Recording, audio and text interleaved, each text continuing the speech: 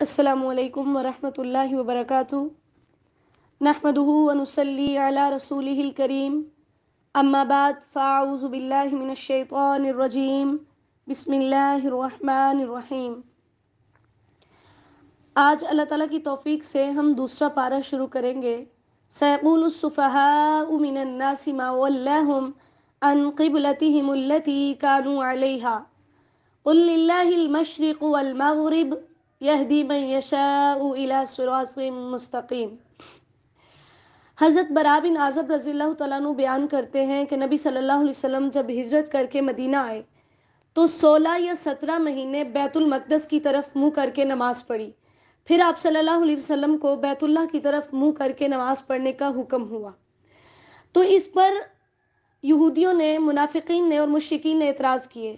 انہوں نے کہا کہ اگر تو پہلا قبلہ درست تھا تو اسے بدلنے کی کیا ضرورت تھی، اور اگر یہ قبلہ درست ہے تو اتنی دیر کیوں لگائی ہے، 16 یا 17 مہینے کیوں لگائے ہیں؟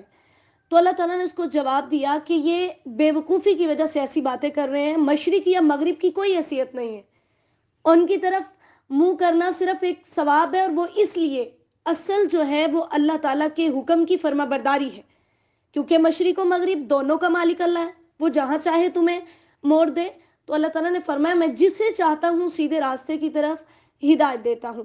وَكَذَلِكَ جَعَلْنَاكُمْ أُمَّةً وَسَطًا، تمہیں درمیانی امت بنایا۔ وسط کا مطلب ہوتا ہے بہترین، افضل چیز کو وسط کہتے ہیں، اور اسی طرح درمیانی چیز کو بھی وسط کہتے ہیں۔ یعنی ہمیں بہترین امت اس لیے بنایا گیا کہ ہم نیکی کا حکم دیں اور برائی سے روکیں۔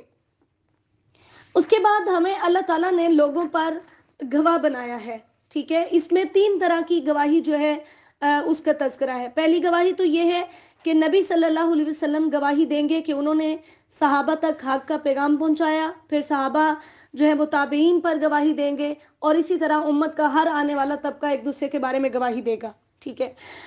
اس کے بعد اس کے اندر جو ہے وہ دوسری جو شہادت ہے وہ یہ ہے کہ امت مسلمہ اللہ تعالیٰ کی کتاب کی خبر دینے کی وجہ سے، یعنی قرآن نے ہمیں مختلف انبیاء کے قصے بتائے، اور ہمیں یہ بتایا کہ سارے انبیاء نے اللہ تعالیٰ کا پیغام اپنی اپنی امت تک پہنچا دیا تھا۔ تو قیامت کے دن ہم اس بات کی گواہی دیں گے جو کہ صحیح حدیث سے ثابت ہے۔ تیسری گواہی سے مراد مسلمانوں کا آپس میں ایک دوسرے کے بارے میں، کسی کے اچھا ہونے کے بارے میں یا کسی کے برا ہونے کے بارے میں گواہی دینا ہے، جس کے بارے میں نبی صلی اللہ علیہ وسلم کی ایک طویل حدیث ہے کہ ایک جنازہ گزرا تھا، اور اس کے بارے میں نبی صلی اللہ علیہ وسلم نے جنت اور جہنم واجب ہونے کا اعلان کیا، اور آپ نے فرمایا انتم شہداء اللہ فی الارض، تم زمین میں اللہ کے گواہ ہو کہ تم اگر کسی کے بارے میں اچھی گواہی دیتے ہو تو اس کے لیے جنت واجب ہو سکتی ہے، اور اگر کسی کے بارے میں بری گواہی دیتے ہو تو اس کے لیے جہنم واجب ہو سکتی ہے۔ وَمَا جَعَلْنَا الْقِبْلَةَ الَّتِي كُنْتَ عَلَيْهَا، اب اللہ تعالیٰ نے یہاں پر قبلے کی تبدیلی کی حکمت بیان کی ہے کہ اس کی حکمت کیا ہے۔ جو قریش تھے، مکہ کے جو لوگ تھے، ان کو بیت اللہ عزیز تھا، جو اہل کتاب تھے، یہودی اور عیسائی تھے، ان کو بیت المقدس عزیز تھا۔ اب پہلے اللہ تعالیٰ نے بیت المقدس کی طرف منہ کر کے نماز پڑھنے کا جو حکم دیا، اس میں ان مسلمانوں کی آزمائش تھی جو مکہ سے تعلق رکھتے تھے، ٹھیک ہے، اور پھر بیت اللہ کو مقرر کیا تو اہل کتاب کی آزمائش تھی جو ان میں سے مسلمان ہوئے۔ تو اللہ تعالیٰ نے فرمایا اصل جو بات ہے وہ اللہ کے حکم کو ماننا ہے، سمت کا کوئی تعلق نہیں ہے، سمت میٹر نہیں کرتی۔ اس کے بعد پھر وما کان اللہ لیضیع ایمانکم پہ جب قبلہ تبدیل ہوا تو صحابہ کرام کے ذہن میں یہ بات آئی کہ ہمارے وہ ساتھی جو قبلے کی تبدیلی سے پہلے فوت ہو چکے، کیا جو انہوں نے نمازیں بیت المقدس کی طرف منہ کر کے پڑھی تھی، کیا ان کی وہ نمازیں ضائع ہو گئیں؟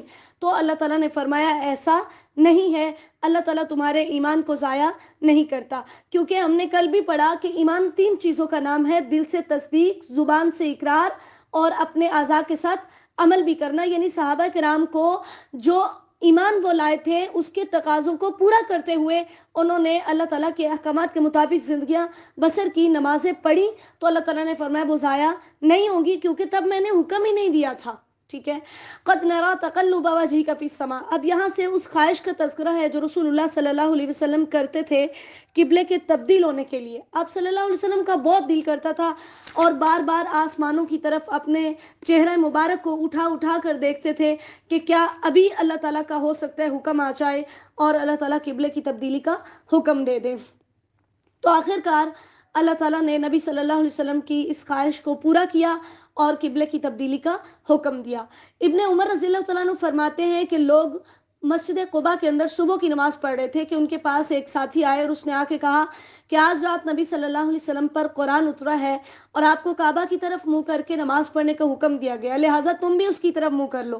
تو انہوں نے فوراً سے نماز کے اندر ہی اپنا رخ چینج کر لیا، جس کو مسجد قبلتین کہا جاتا ہے، یعنی دو قبلوں والی مسجد۔ تو یہاں سے یہ بات بھی پتہ چلتی ہے کہ اگر کوئی معتبر آدمی اکیلا بھی آ کر خبر دیتا ہے تو اس کی بات پر اعتماد کرنا ضروری ہے۔ اور پھر یہ بھی کہ صحابہ کرام کے ایمان کا لیول کس قدر تھا کہ یہ نہیں کیا کہ سلام پھیر کر تصدیق کریں گے تو پھر نہیں، جیسے ہی یہ سنا کہ رسول اللہ صلی اللہ علیہ وسلم پر وحی نازل ہوئی ہے فوراً انہوں نے اس کو مان لیا۔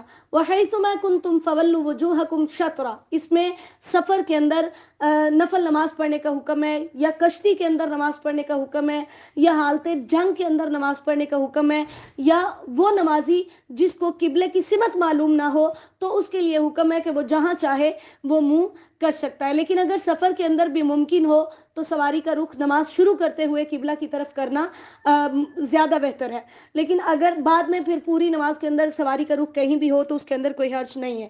اور پھر اسی طرح یہ بات بھی ذہن میں رہے کہ فرض نماز جو ہے وہ سواری پر نہیں ہوگی، یہ نفل نماز کی بات ہو رہی ہے۔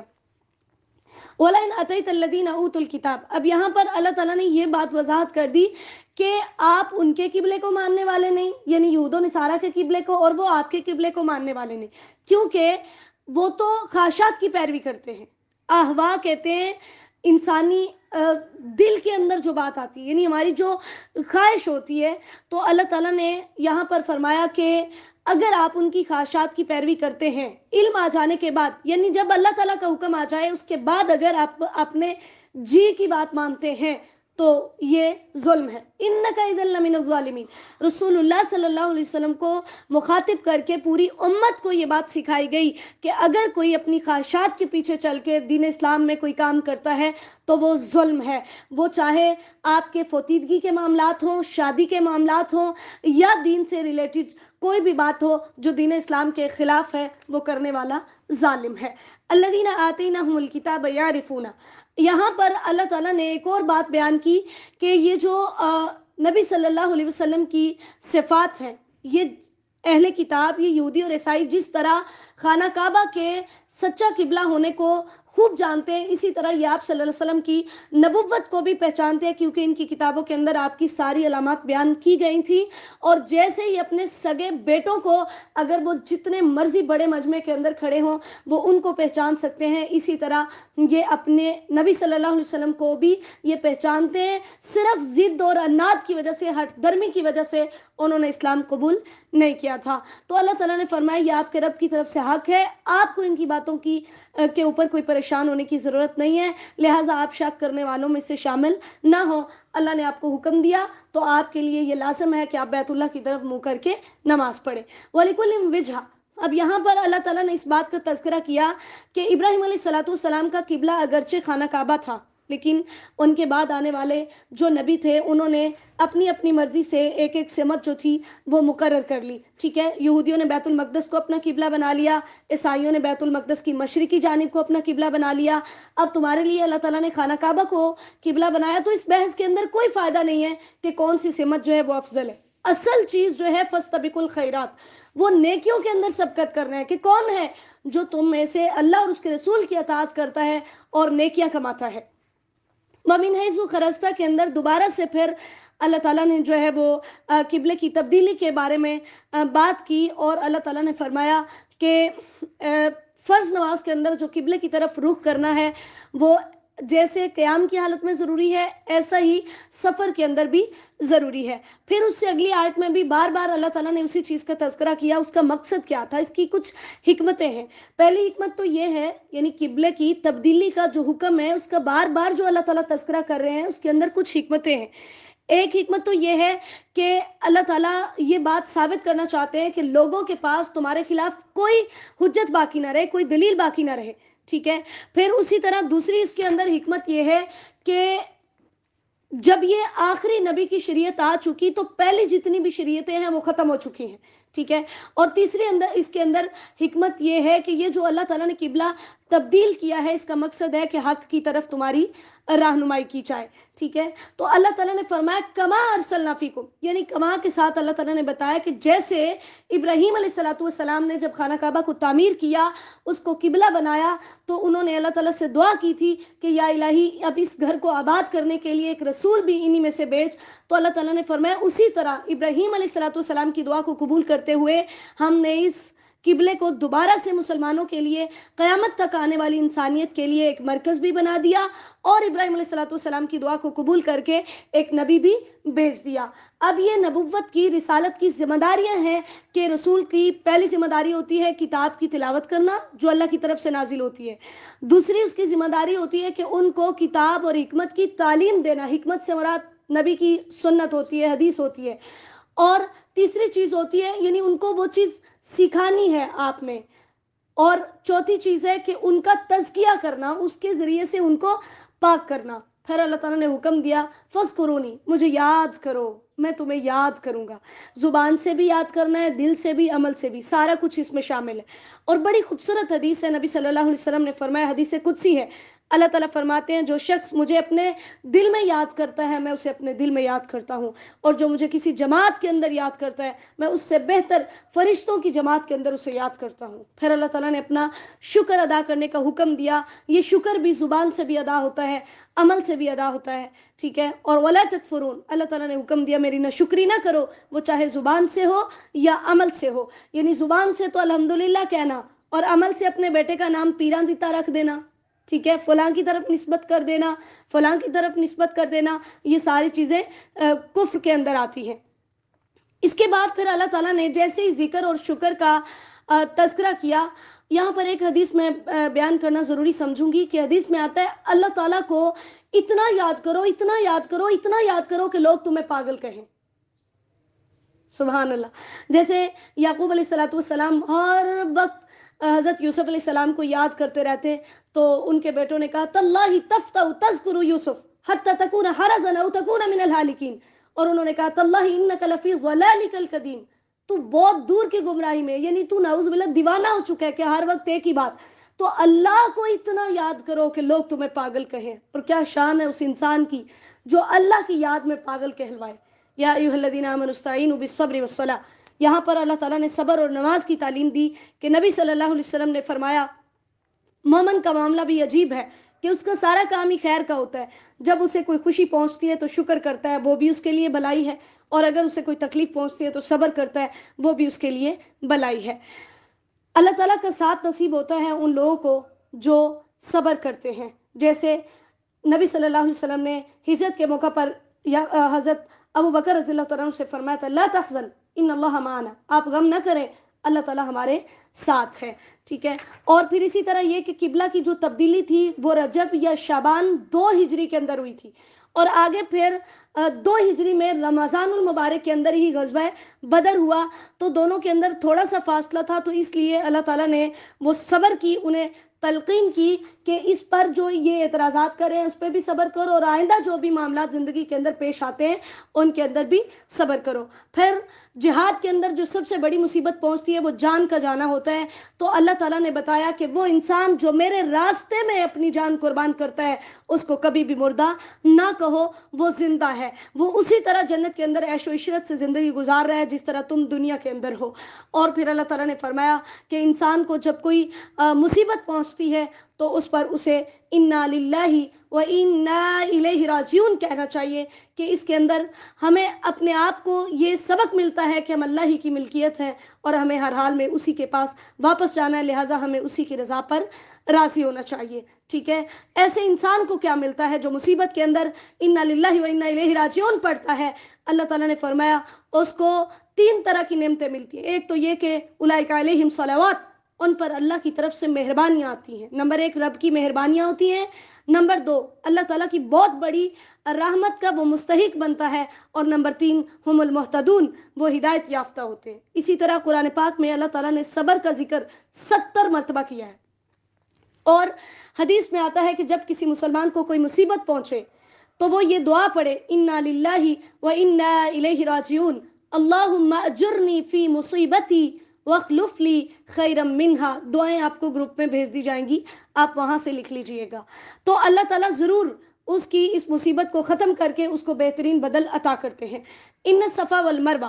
اب ہوا یہ تھا کہ زمانہ جاہلیت کے اندر جو مشرکین تھے، جو کافر تھے، انہوں نے صفا اور مروہ کے اوپر دو بت رکھے ہوئے تھے.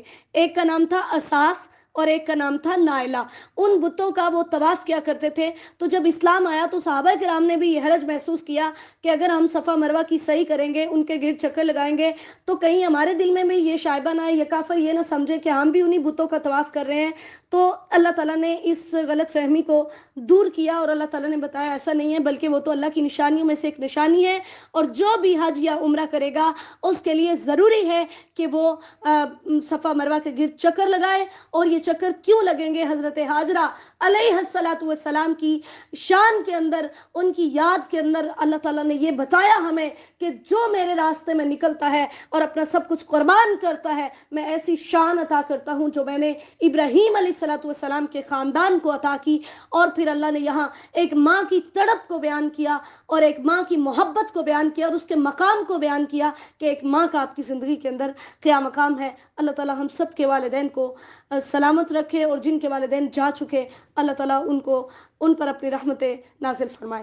ان الذین یکتمون ما انزلنا. یہاں پر اب یہودیوں کی خاص وہ بات ہو رہی ہے کہ جو اللہ تعالیٰ کے احکامات کو چھپاتے ہیں، ان پر اللہ تعالیٰ نے لعنت کی ہوئی ہے. اور لعنت کا مطلب ہوتا ہے اللہ تعالیٰ کی رحمت سے دوری. ٹھیک ہے، یہ یہودیوں کے علماء تھے جو لوگوں کو راضی کرنے کے لیے دین کو چھپا لیتے تھے. تو نبی صلی اللہ علیہ وسلم نے فرمایا جس شخص سے علم کی کوئی بات پوچھی گئی جسے وہ جانتا ہو، پھر اس نے اسے چھپایا، تو قیامت کے دن اسے آگ کی لگام پہنائی جائے گی. ٹھیک ہے، لیکن اگر کوئی ایسا مسئلہ جس کی وجہ سے امت کے اندر غلط فہمی پیدا ہو رہی ہو یا فتنہ و فساد کا خدشہ ہو، تو اس حکم کو چھپانے کے اندر کوئی حرج نہیں ہے. ٹھیک ہے، اور پھر یہ لعنت انہی پر ہے جو توبہ کیے بغیر مر جائیں. اگر کوئی یعنی توبہ کر لیتا ہے تو پھر اسلام جو ہے توبہ پچھلے گناہوں کو مٹا دیتی ہے. ایسے لوگوں کو پھر اللہ تعالیٰ معاف کر دیتے ہیں. وَإِلَٰهُكُمْ إِلَٰهٌ وَاحِدٌ. اور اسلام کے اندر ایسی بہت ساری مثالیں ہیں. ابو سفیان کو آپ دیکھیے کہ کس طرح سے اسلام کو نقصان پہنچایا، لیکن جب انہوں نے توبہ کی تو اللہ تعالیٰ نے انہیں خالص مسلمان بنا دیا. وَإِلَٰهُكُمْ إِلَٰهٌ وَاحِدٌ. یہاں پر اللہ تعالیٰ نے اپنے اکیلا ہونے کی دلیل دی، اور اللہ تعالیٰ نے یہ ہمیں آگاہ کر دیا کہ عبادت کا لائق اور عبادت کی مستحق صرف واحد ایک ہستی ہے. اور اللہ تعالیٰ نے بتایا وہ کون ہے، هو الرحمن الرحیم، وہ بہت مہربان اور وہ نہایت رحم کرنے والا ہے. پھر اللہ تعالیٰ نے 8 چیزیں بیان کی اس بات کو ثابت کرنے کے لیے کہ میرا وجود بھی ہے، میں موجود بھی ہوں، اور جب یہ سارے کام میں کرتا ہوں تو پھر تمہیں چاہیے کہ تم میری ہی عبادت کرو اور میں ہی عبادت کا مستحق ہوں. وہ 8 چیزیں ہیں. نمبر 1 آسمانوں کی پیدائش، نمبر 2 زمین کی، نمبر 3 رات کا آنا، نمبر 4 دن کا آنا، نمبر 5 پانی کے اندر کشتیوں کا چلنا، نمبر 6 آسمانوں سے پانی کا برسنا اور اس کے ذریعے سے زمین سے نباتات وغیرہ اگنا، اور نمبر 7 ہواؤں کا چلنا، اور نمبر 8 بادلوں کا زمین و آسمان کے درمیان مسخر ہونا. وَمِنَ النَّاسِ مَن يَتَّخِذُ مِن دُونِ اللَّهِ اندادا. اللہ تعالیٰ نے فرمایا اس کے علاوہ بھی کچھ ایسے ظالم ہیں، ان دلائل کو دیکھنے کے باوجود بھی وہ میرے ساتھ اوروں کو شریک بناتے ہیں. اور انداز سے مراد یہ ہوتا ہے کہ فوت شدہ جو بزرگ ہوتے ہیں ان کے بت بنانا اور ان کو پوجنا، یہ ساری چیزیں اس کے اندر شامل ہیں. تو اللہ تعالیٰ نے فرمایا ایسے لوگ ظالم ہیں. اور پھر یہ کہ ان کی محبت، ان سے وہ اس طرح کی محبت کرتے ہیں جیسے اللہ سے محبت کرنی چاہیے. تو یہاں سے یہ پتہ چلا کہ اگر دنیا کی کوئی محبت اللہ کی محبت سے بڑھ کر ہے تو یہ شرک ہے. تو اللہ تعالیٰ نے فرمایا ایسے لوگ قیامت کے دن جن کو آج تم پوجتے ہو، جن کی آج تم عبادت کرتے ہو، جن کو اپنا رب مانتے ہو، قیامت کے دن تم سے لا تعلقی کا اظہار کریں گے. وَتَقَطَّعَتْ بِهِمُ الْأَسْبَابُ. ماں اپنی بیٹے کے کام نہیں آئے گی، بیٹا اپنے باپ کے کام نہیں آئے گا، سب رشتہ داریاں کٹ جائیں گی، اور اس ٹائم پر تمہیں آگ سے نکالا نہیں جائے گا. یا ایھا الناس کلوا مما فی الارض حلالا طیبا.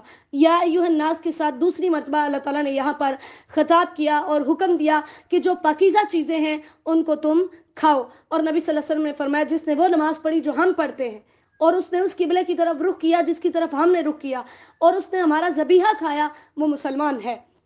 اللہ تعالیٰ نے فرمایا شیطان کے قدموں کی پیروی نہ کرو. خطوات کہتے ہیں جب ہم چل رہے ہوتے ہیں، ایک ہمارا پاؤں آگے ہوتا ہے ایک پیچھے ہوتا ہے، درمیانی جو فاصلہ ہوتا ہے اس کو خطوتن کہتے ہیں. سو سے مراد وہ برائی یعنی کوئی بھی برائی ہے, اور فحشاء سے مراد وہ برائی ہے جو حد سے بڑی ہوئی ہوتی ہے. تو اللہ تعالیٰ نے فرمایا شیطان تمہیں اس چیز کا حکم دیتا ہے, اس کی بات نہ مانو.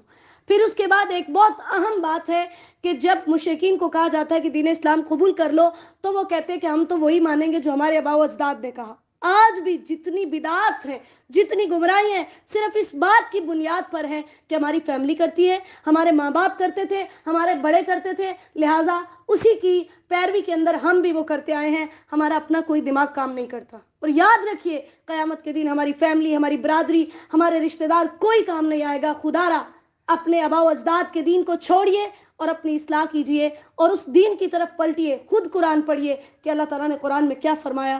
پھر اللہ تعالیٰ نے کافروں کی مثال بیان کی کہ جیسے کوئی جانوروں کو چیخ چیخ کر جو مرضی کہتا رہے, آپ ان کے سامنے کوئی بھی زبان بولے انہیں کچھ فرق نہیں پڑتا, سوائے اس کے کہ ان کو اگر آپ اشارہ کر دیں, چھڑی سے ہانک دیں کہ اس طرف جانا ہے تو اس طرف چل پڑیں گے, اس طرف لے جانا ہے تو اس طرف چل پڑیں گے.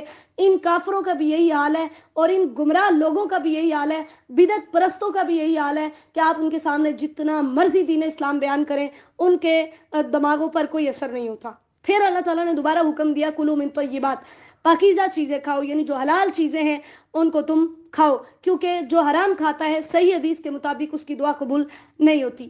انما حرم علیکم المیتہ, پھر اللہ تعالیٰ نے حرام چیزوں کے بارے میں بتایا مردار, یعنی تمام قسم کا مردار حرام ہے, مردہ چیزیں, لیکن اس کے اندر سمندر کا مردار, ہر وہ جاندار جو سمندر کے اندر ہی زندہ رہتا ہے اور پانی سے نکالے بغیر یعنی نکالتے ہی وہ مر جائے تو وہ حلال ہے, جیسے مچھلی وغیرہ ہے.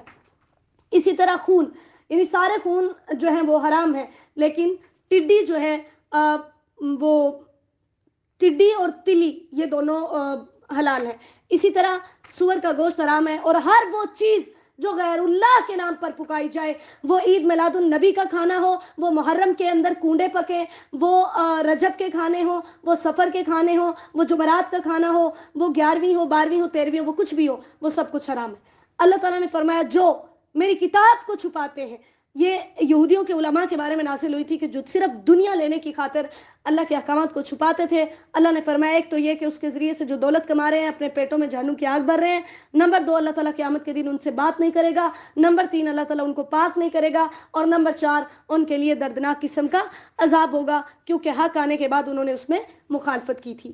پھر اس کے بعد لیس البر ان تولوا وجوہکم, اب یہ تھا کہ جب مسلمانوں کو بیت المقدس کی طرف سے منہ ہٹا کر خانہ کعبہ کی طرف منہ کر کے نماز پڑھنے کا حکم ملا, تو کچھ جو اہل کتاب میں سے مسلمان ہوئے تھے ان پر یہ چیز گراں گزری, مشکل لگا ان کو. تو اللہ تعالیٰ نے فرمایا اصل جو حکمت ہے وہ اللہ تعالیٰ کی اطاعت کرنا ہے. نیکی یہ نہیں ہے کہ تم کس طرح منہ کر رہے ہو, نیکی تو یہ ہے کہ اللہ پر ایمان لاؤ. وہ ساری چیزیں اللہ تعالیٰ نے یہاں پر بیان کر دیں کہ نیکی کیا ہے, ان کو آپ ڈیٹیل سے ترجمہ پڑھ لیجیے گا. اس کے بعد قصاص کی بات ہے کہ قصاص کیا ہے. اب اسلام کے اندر ہمارے شریعت کے اندر 3 لوگوں کو قتل کرنا جائز ہے. ایک وہ جو کسی کو قتل کرے, بدلے میں قتل کیا جائے گا. نمبر 2, جو شادی شدہ زنا کرے اس کو قتل کیا جائے گا. اور نمبر 3, جو اسلام لانے کے بعد مرتد ہو جائے یعنی کفر کی طرف لوٹ جائے اس کو قتل کیا جائے گا. ان 3 بندوں کے علاوہ ہماری شریعت کے اندر کسی کو قتل کرنا جائز نہیں ہے. تو اس کی ساری ڈیٹیل اللہ تعالیٰ نے دی ہے, اور یہ ہمارے اوپر آسانی کی ہے, کیونکہ یہودیوں کے اندر ایسا تھا کہ ان کے اندر صرف قتل کے بدلے قتل تھا, لیکن اللہ تعالیٰ نے ہمارے لیے یہ آسانی کی کہ ہم قتل بھی کر سکتے ہیں اور دیت بھی لے سکتے ہیں اور معاف بھی کر سکتے ہیں. ایک مسلمان کی دیت جو ہے وہ 100 اونٹ ہے. اس کے بعد پھر وصیت کے احکامات ہیں کہ نبی صلی اللہ علیہ وسلم نے فرمایا کسی مسلمان کا حق نہیں جس کے پاس کوئی چیز ہو جس میں اسے وصیت کرنی ہو کہ 2 راتیں وہ اس کے بغیر گزار دے اور اس کے پاس اس کی وصیت لکھی ہوئی نہ ہو. تو ابن عمر رضی اللہ تعالیٰ عنہ کہتے ہیں جب میں نے نبی صلی اللہ علیہ وسلم کی یہ حدیث سنی تو 1 رات بھی نہ گزری کہ میں نے اپنی وصیت لکھی اور اپنے پاس رکھ لی. یعنی یہ صحابہ کے ایمان کا لیول تھا. تو وصیت سے مراد یہ ہوتا ہے کہ جو ہمارے پاس مال ہوتا ہے تو انسان اپنی وفات کے قریب یا اپنی زندگی کے اندر لکھ کر رکھ دے کہ میرے مرنے کے بعد فلاں کو یہ چیز دے دیجئے گا. یہاں پر ایک بات بالکل سب کو کلیئر ہونی چاہیے کہ جو وارث ہے جس کا حصہ اللہ تعالیٰ نے قرآن پاک میں واضح کر دیا ہے اس کے حق میں مرنے والا وصیت نہیں کر سکتا. وصیت اس کے بارے میں ہوگی جس کا شریعت نے حصہ مقرر نہیں کیا. ٹھیک ہے. پھر اس کے اندر دوسری چیز یہ بھی ہے کہ وصیت جو ہے وہ صرف کل مال میں سے 1/3 مال کی کر سکتے ہیں، اس کے علاوہ پورے مال کی، آدھے مال کی وصیت نہیں کر سکتے۔ اس کے بعد پھر روزوں کی فرضیت کا حکم ہے کہ تم سے پہلے لوگوں پر بھی فرض ہوئے، یہ ہم پوری ڈیٹیل روزے کی جو ہے وہ پہلے بھی پڑھ چکے، وقت کی قلت کے پیش نظر میں یہ چیزیں دہرا نہیں سکتی۔ ایک بات آپ ذہن میں رکھیے کہ روزے جو ہیں وہ 2 ہجری کے اندر فرض ہوئے تھے، 2 ہجری کے اندر روزے فرض ہوئے، ٹھیک ہے۔ اور سب سے بڑی بات، ایک بہت اہم حدیث کہ روزہ اللہ تعالیٰ کے لیے ہے اور اس کا بدلہ اللہ تعالیٰ دیں گے، اور ایک روزہ رکھنے کی وجہ سے 70 سال کے لیے انسان جہنم سے دور ہو جاتا ہے۔ پھر اللہ تعالیٰ نے فرمایا کہ جو اس کی طاقت نہیں رکھتا وہ ایک مسکین کو کھانا کھلا دے، ٹھیک ہے۔ تو ہر مسکین کو جو ہے نا وہ مطلب ایک مسکین کو وہ کھانا کھلا دے گا، جو کہ پورا رمضان، ٹھیک ہے۔ اور جو نصف سا ہے، یعنی 1 کلو اناج آپ نے دینا ہوگا، اس کی قیمت دے دیں، اس طرح کی کوئی بھی جو چیز ہے۔ لیکن اگر کوئی اپنی خوشی سے 2 مسکینوں کو 10 کو کھلانا چاہتا ہے ایک روزے کے بدلے میں تو بھی کوئی حرج نہیں ہے۔ شہر رمضان، یعنی رمضان کا قرآن کے ساتھ خاص تعلق ہے کہ اس کے اندر قرآن نازل ہوا، اس کی اہمیت بھی اسی وجہ سے ہے کہ اس کے اندر اللہ تعالیٰ نے قرآن نازل کیا، اور اس مہینے کے اندر نبی صلی اللہ علیہ وسلم حضرت جبرائیل علیہ السلام کے ساتھ قرآن پاک کو دہرایا کرتے، اسی سنت کو زندہ کرنے کے لیے آج ہم قرآن کو دہرا رہے ہیں، ٹھیک ہے۔ پھر اس کے بعد یہ ہے کہ جو اس مہینے کے اندر حاضر ہو اسے چاہیے کہ وہ روزے رکھے، یعنی یہ فرض ہے۔ اور اگر کوئی بیمار ہے، یہ ساری وضاحت میں کر چکی ہوں۔ وَإِذَا سَأَلَكَ عِبَادِي، اب روزے کے ساتھ ہی اللہ تعالیٰ نے دعا کا تذکرہ کیا، جس سے پتہ چلا کہ روزے اور دعا کا آپس میں بہت خاص تعلق ہے۔ اور نبی صلی اللہ علیہ وسلم نے فرمایا روزے دار کے لیے افطار کے وقت ایک قبول کی جانے والی دعا ہے، یعنی افطار سے پہلے جو دعا مانگی جائے وہ قبول ہوتی ہے۔ یہ میں نے پہلے بھی وضاحت کی، جس سے کچھ لوگوں کو یہ اشکال ہوا کہ روزے سے پہلے دعا مانگنا جائز ہے۔ جو ہم دعا روزے سے پہلے پڑھتے ہیں نا، روزہ کھولنے سے پہلے، اللہم انی لک صمت وبک آمنت، یہ والی دعا یہ جائز نہیں ہے۔ نبی صلی اللہ علیہ وسلم سے روزہ کھولنے کے بعد دعا پڑھی ہے، ذہب الظمأ والی، وہ بھی میں آپ کو بتا چکی ہوں۔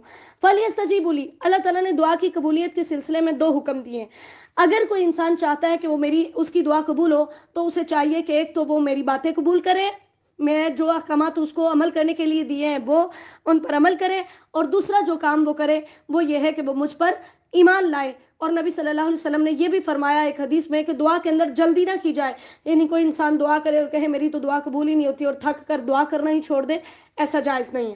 احل لکم لیلۃ الصیام الرفث، یہ بہت اہم بات ہے یہاں پر کہ پہلے شروع اسلام کے اندر یہ تھا کہ روزہ کھولنے سے لے کر صرف عشاء کی نماز تک کھانا پینا جائز تھا اور اپنی بیوی کے ساتھ جسمانی تعلق قائم کرنا جائز تھا۔ اگر کوئی انسان نماز پڑھ لیتا عشاء کی یا سو جاتا تو اس کے لیے کھانا پینا بھی حرام ہو جاتا اور بیوی کے ساتھ تعلق قائم کرنا بھی حرام ہو جاتا، ٹھیک ہے۔ تو مسلمانوں کو ایک صحابی تھے قیس بن سرما رضی اللہ تعالیٰ عنہ، ٹھیک ہے، انہوں نے جو ہے وہ جیسے ہی روزہ کھولا، ابھی روزہ ہی تھا کہ افطار کیا، افطار کے وقت گھر آئے تو وہ سو گئے۔ تو جب وہ دوبارہ اٹھے تو اتنی ان کو مشقت، کیونکہ وہ کچھ کھا پی نہیں سکتے تھے، جب وہ دوبارہ اٹھے تو ان کو مشقت ہوئی، اللہ تعالیٰ نے یہ آیت اتاری کہ جو پہلے حکم تھا وہ ختم ہو گیا ہے، اب تم عشاء کے بعد یعنی روزہ کھولنے کے بعد سے لے کر تم رات تک، بلکہ صبح اگلے دن فجر سے پہلے تک تم کچھ بھی کھا سکتے ہو اور اپنی بیویوں کے ساتھ جسمانی تعلق بھی قائم کر سکتے ہو، ٹھیک ہے۔ ہن لباس لکم وانتم لباس لہن، تم ان کا لباس ہو وہ تمہارا لباس ہے۔ حضرت عائشہ رضی اللہ تعالیٰ عنہ فرماتی ہے کہ میں اور رسول اللہ صلی اللہ علیہ وسلم ایک ہی برتن کے اندر غسل کرتے تھے جو میرے اور آپ کے درمیان ہوتا، جب کہ ہم ناپاکی کی حالت کے اندر ہوتے تھے، ٹھیک ہے۔ تو یہ سارے احکامات اللہ تعالیٰ نے بتائے، اور پھر یہ فرمایا وَأَنْتُمْ عَاكِفُونَ فِي الْمَسَاجِدِ، یہاں سے یہ پتہ چلا کہ اعتکاف کرنا یہ رمضان کی ایک اہم چیز ہے جو نبی صلی اللہ علیہ وسلم خود بھی کرتے اور آپ کی بیویاں بھی، لیکن اعتکاف مسجد کے اندر ہے۔ آج جو ہمارے زمانے کے اندر عورتیں گھر کے اندر اعتکاف بیٹھتی ہیں، یہ اسلام کی روح سے جائز نہیں ہے۔ عورت ہے یا مرد ہے، اس کے لیے اعتکاف مسجد کے اندر ہے، اور پھر اس میں سحری کھانے کا بھی حکم ہے جس کے اندر برکت ہے۔ وَلَا تَأْكُلُوا أَمْوَالَكُمْ بَيْنَكُمْ بِالْبَاطِلِ، اب چونکہ روزے کی حالت کے اندر انسان جو ہے وہ ان چیزوں سے تھوڑا پیچھے ہٹ جاتا تھا، تو اللہ تعالیٰ نے ساتھ ہی بتایا کہ ایسا نہ ہو کہ عید گزرتے ہی تمہارا جو روزے کی وجہ سے تم نے محنت کم کی، مال کم کمایا، تو تم رمضان گزرتے ہی ہاتھا پائی شروع کر دو، تو ایسا جائز نہیں ہے، کیونکہ नाजायज़ तरीके से जो तुम लोगों का माल खाओगे वो हराम है। इसी के सिलसिले में नबी सल्लल्लाहु अलैहि वसल्लम ने फरमाया रिश्वत देने वाला और लेने वाला दोनों पर अल्लाह ताला की लानत है। यसअलूनका अनिल अहिल्ला, अहिल्ला कहते हैं पहली और दूसरी रात के चाँद को। तो वो आपसे चाँद के बारे में सवाल करते हैं, तो अल्लाह ताला ने फरमाया कि उनको बता दीजिए। अब ये इनका एक तरीका ये भी था कि ये जब हज और उम्रे का ihram बांध लेते ना, ये यानी इस्लाम से पहले, तो ये अपने घर के दरवाजे से दाखिल नहीं होते थे। कहते थे जिस दरवाजे से गुनाहों के साथ गुजरे थे, गुनाहों से पाक होने के बाद उस दरवाजे से नहीं गुजरेंगे। तो दीवारें फलांग कर अपने घरों के अंदर आते थे। तो अल्लाह ने फरमाया नेकी ये नहीं है जो तुम कर रहे हो, नेकी तो ये है कि तुम अल्लाह पर ईमान लाओ और जो अहकामात उसने तुम्हें दिए तुम उन अहकामात पर अमल करो। वक़ातिलू फ़ी सबीलिल्लाह। अब अल्लाह ताला ने यहाँ पर अपने रास्ते में लड़ाई करने का हुक्म दिया कि अगर कोई कफ़ार तुमसे लड़ाई करते हैं तो तुम्हें वो जहाँ मिले तुम उनको कत्ल कर दो, ज़्यादती ना करो। यानी बीवियों उनकी औरतों को कत्ल नहीं किया जाएगा, बूढ़ों को कत्ल नहीं किया जाएगा, बच्चों को कत्ल नहीं किया जाएगा।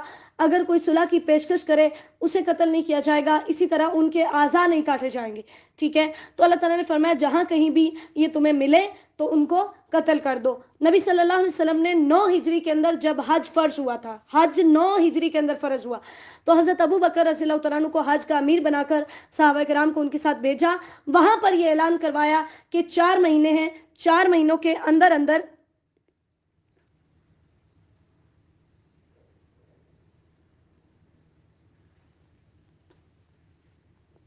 4 महीने हैं, 4 महीनों के अंदर अंदर तुम यहाँ से वापस जा सकते हो। यानी 4 महीनों के बाद जो है वो तुम यहाँ पर नहीं रह सकते। ठीक है, और उनको फ़ौरन से अल्लाह ताला ने वहाँ से निकलने का हुक्म दिया और मुसलमानों को हुक्म दिया कि ये तुम्हें जहाँ भी मिले इनको कत्ल कर दो। और फितने से मुराद यहाँ पर शिर्क है। अशहरुल हराम बिशहरिल हराम, 6 हिजरी के अंदर नबी सल्लल्लाहु अलैहि वसल्लम उम्रे की गर्ज से मक्का जाने लगे, तो इन्होंने रास्ते में रोक दिया हुदैबिया के मकाम पर। तो वहाँ पर अल्लाह ताला ने हुक्म दिया और एक मुआहदा हुआ। उस मुआहदे के तहत ये यानी तय पाया कि आइंदा साल मुसलमान उम्रा करने के लिए आएंगे, इस साल वापस चले जाएं। तो अल्लाह ताला ने फरमाया कि हुर्मत वाले महीनों का एहतराम आपने भी तभी करना है जब वो करें, अगर वो एहतराम ना करें तो आपने भी एहतराम नहीं करना। हुर्मत वाले 4 महीने हैं, मुहर्रम, जुल्कादा, जुलहज्जा और रजब। वातिमुल हज्ज वल उम्रत लिल्लाह। अब अल्लाह ताला ने हुक्म दिया कि जो हज और उम्रे का ihram बांध ले उसके लिए ज़रूरी है कि वो उसको पूरा करे। यानी जो भी हज और उम्रे का ihram बांधे वो जब तक वो सारे अरकान अदा ना कर ले उसके लिए उसको खोलना जायज़ नहीं है। लेकिन अगर कोई किसी उज़र की वजह से ihram खोल देता है तो फिर उसको ये हुक्म है कि वो रोज़े रखेगा या मिस्कीनों को खाना खिलाएगा। ठीक है, हज की 3 किस्में हैं। हज किरान, जिसके अंदर हज और उम्रे का जो है ना वो इकट्ठा ihram बांधा जाता है। दूसरी हज की किस्म है हज तमत्तो, जिसके अंदर पहले उम्रे का ihram बांधा जाता है, फिर उम्रा करके ihram खोल दिया जाता है और फिर 8 जुलहज्जा को दोबारा हज का ihram बांधा जाता है। नंबर 3 हज इफराद, जिसके अंदर अकेला सिर्फ हज का ही ihram बांधा जाता है। तो अल्लाह ताला ने फिर मतलब इसका हुक्म दिया कि अल हज अशहुरुम मालूमात, कि हज के मशहूर मालूम महीने हैं। उम्रा तो पूरे साल में आप कभी भी कर सकते हैं, लेकिन हज जो है उसके मुकर्रर महीने हैं और वो कौन से हैं? शव्वाल, जुल्कादा और जुलहज्जा के पहले 10 दिन, यानी इन्हीं के अंदर ihram बांध कर आप मक्का मुकरमा की तरफ जा सकते हैं। फिर उसके बाद के जो हज करे और उसके अंदर वो कोई गुनाह का काम ना करे, तो हदीस में आता है कि वो इसी तरह अपने घर में लौटता है जैसे वो अपनी माँ के पेट से आज निकला है। वो तज़व्वदू फ़इन्न खैर ज़ाद तक़वा, यानी जब तुम हज के लिए जाने लगो तो जो तुमने सामान साथ लेकर जाना है उस सामान में से सबसे बेहतरीन जो सामान है वो तकवा है, वो परहेजगारी है। और फिर ये भी था कि मुसलमान यानी इस्लाम से पहले जब लोग हज करने के लिए आते तो वहाँ पर वो जो है तिजारत वगैरह करते थे।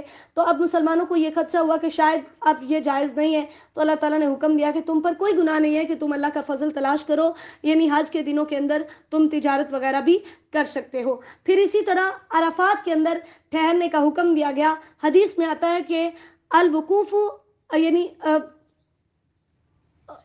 हज के अंदर अराफात के मैदान में ठहरना ही हज है। जो बंदा अराफात के अंदर नहीं ठहरेगा उसका हज नहीं होगा। फिर वहाँ से वापसी पर आते हुए जो है वो हुक्म था कि अल्लाह ताला का जिक्र करो। सुम्मा हफीज़ु मिन हैसु अफ़ाज़ अन्नास का ये मतलब है कि ये कुरैश के जो लोग थे ना, मुज़दलिफ़ा से ही वापस आ जाते थे, ये आगे अराफात में नहीं जाते थे। कहते थे हम यहाँ के ही रहने वाले हैं, हमारे लिए ये ज़रूरी नहीं है। तो अल्लाह ताला ने उनको बताया कि तुम्हारे लिए वहाँ जाना भी ज़रूरी है और जो वहाँ जाएंगे उनके साथ वहाँ से पलटना भी ज़रूरी है। پھر اسلام وہ حج کرنے کے بعد جب لوگ مینا کے اندر آتے تھے تو یہ میلے لگا کر اپنے باپ دادا کا ذکر کیا کرتے تھے. تو اللہ تعالیٰ نے فرمایا جب تم حج کے مناسک کو پورا کر لو تو باپ دادا کو یاد نہیں کرنا بلکہ اللہ کو یاد کرنا ہے. یہ جو تمہاری زمانہ جاہلیت کی باتیں ہیں نا ان کو اب تم چھوڑ دو اور تمہیں وہاں پر اللہ تعالیٰ کو یاد کرنا ہے, اور اتنا یاد کرنا ہے کہ جتنا تم اپنے باپ دادا کو یاد کرتے تھے. اور جو خاص دعا مانگنی ہے وہ کیا ہے؟ ربنا آتنا فی الدنیا حسنہ وفی الآخرۃ حسنہ وقنا عذاب النار.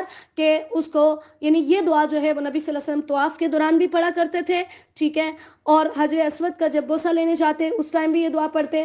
اور اللہ تعالیٰ نے یہاں پر بتا دیا کہ دو لوگ ہیں, ایک تو دنیا مانگنے والے اور ایک آخرت مانگنے والے. تو تمہارے لیے ضروری ہے کہ تم آخرت کو مانگو اور اللہ تعالیٰ سے آخرت طلب کرو, ٹھیک ہے. پھر اللہ تعالیٰ نے فرمایا کہ جو معلوم دن ہیں, جو مقرر دن ہیں, ان کے اندر اللہ تعالیٰ کو یاد کرو. یہ مقرر دنوں سے مراد 11, 12 اور 13 ذوالحجہ یعنی بڑی عید کا, عید الاضحیٰ کا دوسرا, تیسرا اور چوتھا دن, ٹھیک ہے.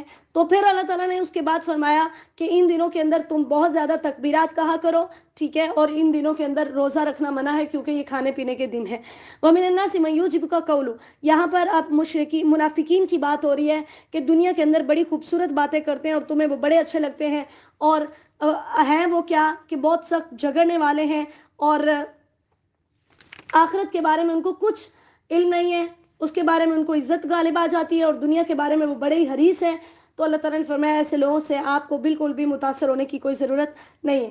وَمِنَ النَّاسِ مَن يَشْرِي, لیکن کچھ لوگ ایسے ہیں جنہوں نے اپنا آپ اللہ کی رضا حاصل کرنے کے لیے بیچ ڈالا. اس سے مراد وہ مہاجرین ہیں جنہوں نے اپنی جانیں اللہ کے راستے میں قربان کر دی تھی. واللہ رؤوف بالعباد, اللہ تعالیٰ نے فرمایا میں ایسے لوگوں پر شفقت کرتا ہوں. اور تمہارے لیے کیا حکم ہے کہ اسلام کے اندر پورے کے پورے داخل ہو جاؤ.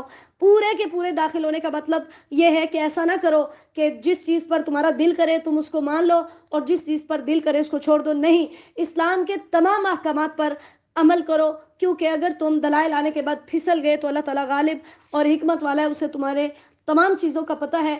اللہ تعالیٰ نے فرمایا وہ صرف اسی چیز کا انتظار کر رہے ہیں کہ بادلوں کے اندر اللہ تعالیٰ ان کے پاس آئے اور فرشتے ہیں. یہ قیامت کا تذکرہ ہے کہ جب قیامت آئے گی تو اس طرح کے حالات پیدا ہوں گے کہ اللہ تعالیٰ میدان محشر کے اندر نزول فرمائیں گے. وقضی الامر, اس وقت ان کے معاملے کا فیصلہ کیا جائے گا. وَإِلَى اللَّهِ تُرْجَعُ الْأُمُورُ, تمام کام اللہ تعالیٰ کی طرف ہی لوٹائے جاتے ہیں. ابھی ہمارا تقریباً پورا نصف پارہ رہتا ہے اور آپ کا ٹائم جو ہے وہ کمپلیٹ ہو چکا, اس لیے انشاءاللہ باقی جو نصف پارہ ہے وہ ہم کل پڑھیں گے. اللہ تعالیٰ سے دعا ہے وہ ہمیں ان احکامات پر عمل کرنے کی توفیق عطا فرمائے. میں نے اپنی طرف سے پوری کوشش کی کہ میں اس کو کمپلیٹ کروں, لیکن کچھ احکامات ایسے ہیں کہ ان کی وضاحت ضروری ہوتی ہے.